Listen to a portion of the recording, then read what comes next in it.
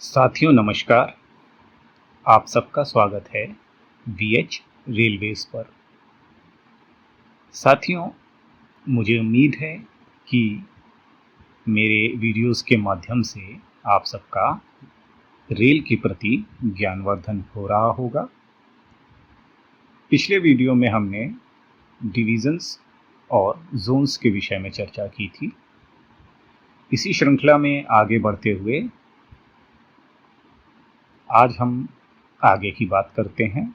साथियों, जितने भी स्टेशंस होते हैं वो किसी न किसी डिवीज़न के अंतर्गत आते हैं और जितने भी डिवीज़न्स होते हैं वो किसी न किसी जोन के अंतर्गत आते हैं। और भारत में जितने भी रेलवे जोन्स हैं 17 के आसपास उनकी संख्या है। ये रेलवे बोर्ड द्वारा प्रशासित होते हैं। रेलवे बोर्ड मंत्रालय के प्रति जवाबदेह होता है।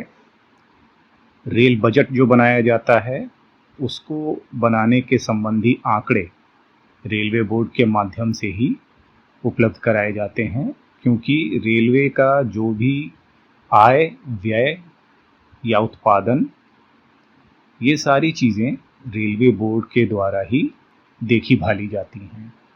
इसके अलावा रेलवे बोर्ड पूरे रेलवे में प्रशासन के संबंध में दिशा निर्देश जारी करने का भी अधिकार रखता है और समय समय पर नियमों को बनाना या पुराने नियमों में संशोधन करना भी रेलवे बोर्ड का ही काम होता है।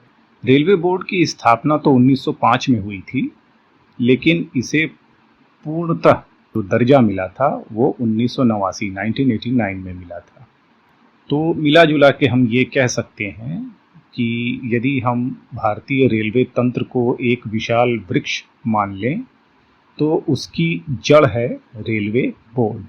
अब हम आगे बढ़ेंगे।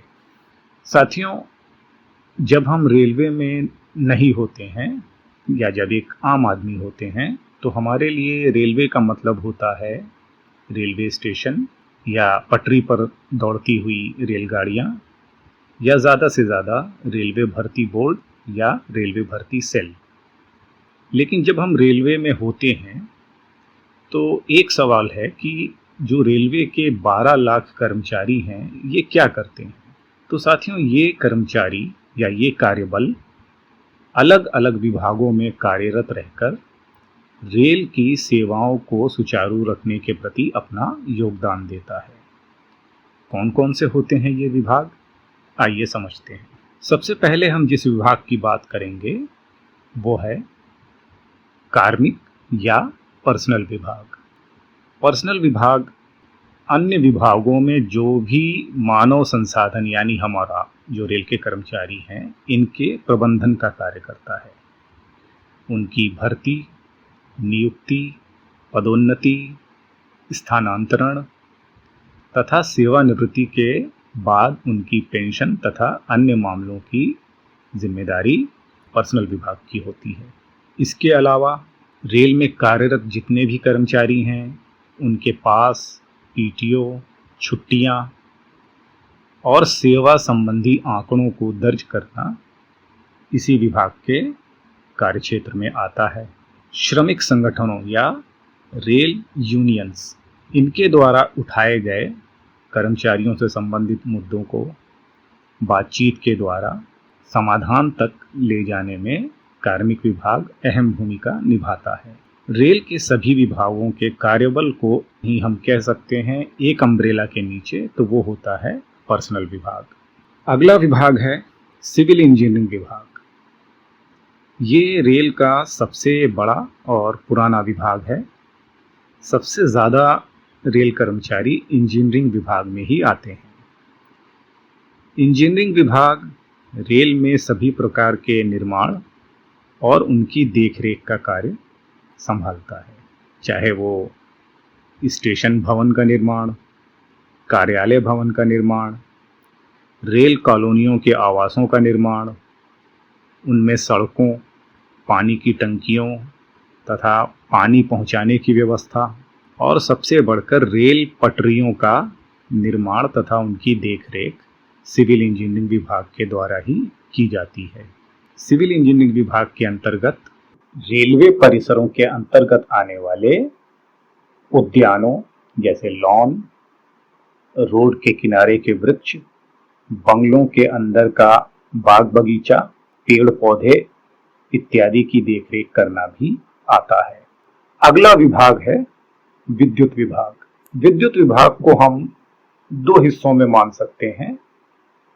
एक तो सामान्य विद्युत, जिसके अंतर्गत रेलवे स्टेशनों, रेलवे कॉलोनियों, रेलवे के कार्यालयों एवं पथ के अगल बगल प्रकाश व्यवस्था, रेलवे में पानी की टंकियों को भरने के लिए इस्तेमाल होने वाले पंप, इन सारी चीज़ों को विद्युत से संबंधी जो भी ज़रूरतें होती हैं उनका देखरेख विद्युत विभाग करता है, जो सामान्य विद्युत में आता है।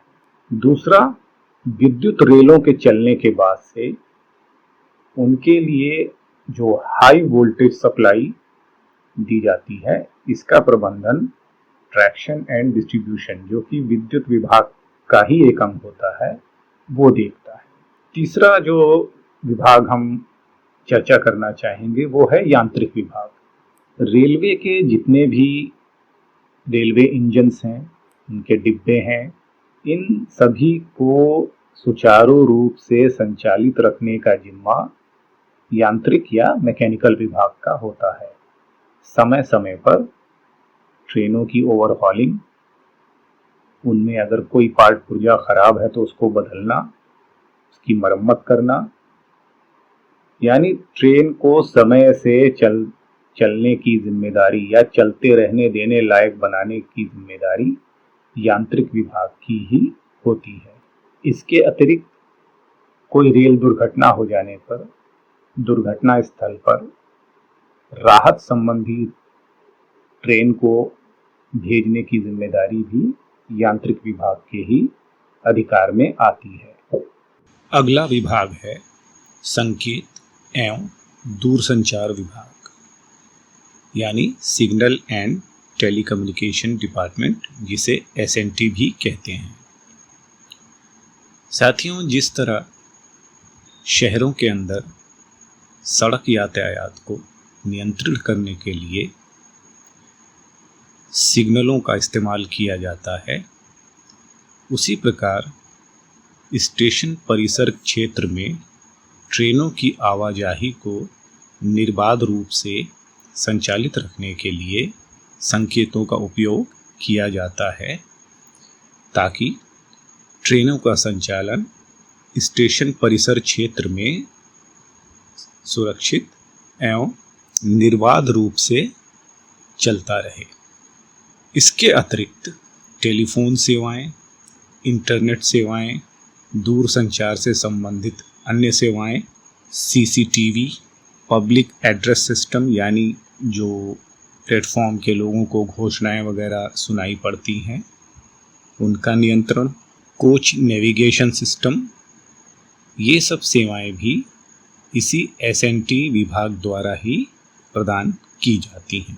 अगला विभाग है स्टोर डिपो या भंडारण विभाग। साथियों, रेलवे में छोटी से छोटी या बड़ी से बड़ी दिन प्रतिदिन उपयोग में आने वाली वस्तुएं, इनकी खरीदारी, भंडारण, ताकि समय पर जिस विभाग को भी इनकी ज़रूरत है उसकी सप्लाई दी जा सके। यह खरीदारी लोकल बाज़ार से भी हो सकती है या अंतर्राष्ट्रीय बाज़ार से भी। ये क्रय विक्रय का काम या मुख्यतः क्रय का काम स्टोर डिपो करता है। इसके अलावा वे वस्तुएं जो स्क्रैप हो चुकी हैं, यानी कि रेलवे में अब इस्तेमाल के लायक नहीं रही हैं, इनका भंडारण और इनकी बिक्री का काम भी स्टोर डिपो या भंडारण विभाग ही देखता है। अगला विभाग है ऑपरेटिंग विभाग। ट्रेनों के समय से संचालन का प्रबंधन यह विभाग देखता है, फिर चाहे वो सवारी गाड़ी हो या मालगाड़ी। इसके लिए स्टेशन पर स्टेशन मास्टर व नियंत्रण कक्ष में नियंत्रक होते हैं, जो ट्रेनों की आवाजाही पर नज़र रखते हैं तथा उनके समयानुसार संचालन को सुनिश्चित करते हैं। इसके अलावा यह विभाग ट्रेन साइडिंग्स के साथ भी समन्वय स्थापित कर ट्रेनों के राजस्व में वृद्धि में सहयोग करता है। वाणिज्यिक या कमर्शियल विभाग, यह मुख्य रूप से रेलवे में राजस्व के संग्रह का जिम्मेदार होता है। रेलवे के जो भी टिकट बिकते हैं या जो भी माल भाड़ा रेलवे में प्राप्त होता है, इसका प्रबंधन इसी विभाग द्वारा किया जाता है।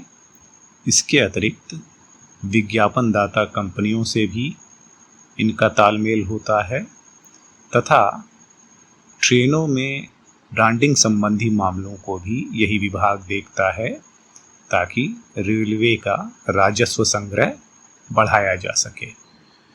अगला विभाग है रेलवे सुरक्षा बल।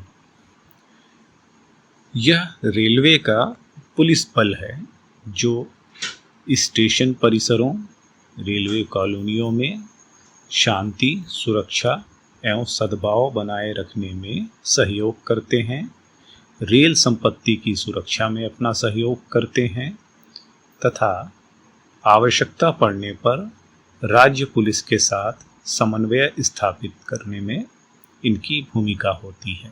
अगला विभाग है चिकित्सा विभाग। रेलवे के विशाल कार्यबल को चिकित्सा संबंधी सुविधाएं प्रदान करने के लिए यह विभाग बनाया गया है। इसके अंतर्गत रेलवे अस्पताल, डिस्पेंसरियां इत्यादि आती हैं।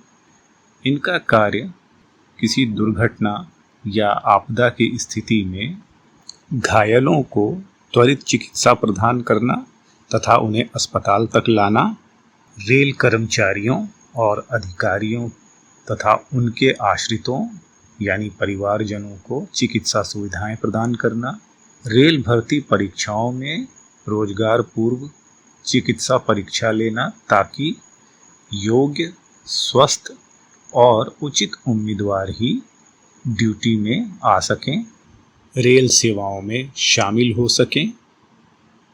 ऐसे पद जहां ट्रेनों के सुरक्षित संचालन के लिए कर्मचारियों का शारीरिक एवं मानसिक रूप से फिट रहना अति आवश्यक है, इन कर्मचारियों की समय समय पर चिकित्सा जांच करते रहना चिकित्सा विभाग की ही जिम्मेदारी होती है। रेलवे स्टेशनों पर सप्लाई होने वाले पेयजल एवं भोजन सामग्री की गुणवत्ता की जांच करना भी इसी विभाग का कार्य होता है। रेल परिसर में यदि कोई शव, डेड बॉडी मिलती है तो उसका प्रमाणीकरण भी चिकित्सा विभाग द्वारा ही किया जाता है। इसके अतिरिक्त रेल परिसरों में बीमारियां न फैलें जो कि कूड़े या नाले इत्यादि की वजह से, जैसे मच्छरों का फैलाव इत्यादि, इसकी देखभाल का काम स्वास्थ्य निरीक्षक के माध्यम से रेलवे के चिकित्सा विभाग के अंतर्गत ही आता है। तो साथियों, ये थी रेलवे के मुख्य विभागों और उप विभागों के बारे में चर्चा। हमें इस बात पे गर्व होना चाहिए कि हम इस परिवार के सदस्य हैं जहां इतने सारे विभाग, जोन्स मिलजुल कर राष्ट्र की प्रगति में अपना सहयोग दे रहे हैं। भारतीय रेलवे राष्ट्र की जीवन रेखा होने के साथ साथ हमारे देश की आर्थिक समृद्धि के मार्ग पे भी अग्रणी माध्यम है। इसी के साथ हम इस चर्चा को समाप्त करते हैं। कुछ कमियां ज़रूर रही होंगी क्योंकि ना तो मैं प्रोफेशनल यूट्यूबर हूँ और ना ही मेरे पास बहुत हाईली सोफिस्टिकेटेड इक्विपमेंट्स हैं। मेरा प्रयास बस अपने माध्यम से आप लोगों के काम आके आपका ज्ञानवर्धन करना है और इसके लिए मैं आप लोगों का शुक्रगुजार हूँ कि आप अपना कीमती समय देकर मेरे वीडियो देखते हैं, उसे लाइक करते हैं। साथियों, अपना सहयोग इसी प्रकार जारी रखिएगा।